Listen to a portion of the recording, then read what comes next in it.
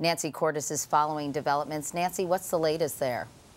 Well, Katie, the rescue operation that's going on right now is being described by local authorities as massive. At least one person has been killed and as many as 65 injured, some of them critically. The force of the collision lifted the first two cars of one train up onto the other. Calling it a, quote, mass casualty event, local and federal authorities have swarmed to the scene. But because it is inaccessible by car, rescue crews have had to saw through fencing and carry the most seriously wounded out by foot. A tedious and time-consuming process. Passengers with minor injuries limped away or sat stunned on the ground nearby.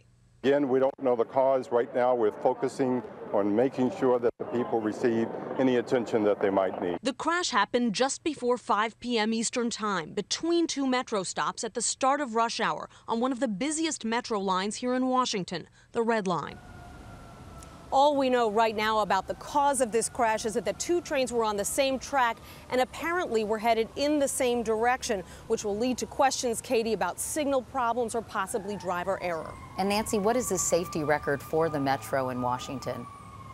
Well, it's a fairly safe system. It's been around since the 1970s. In that time, there have been 2 serious derailments and 2 collisions. I happened to be there for the last collision about 2 years ago. It looked just as dramatic but caused far fewer injuries. All right, Nancy Cordes. Nancy, thanks very much.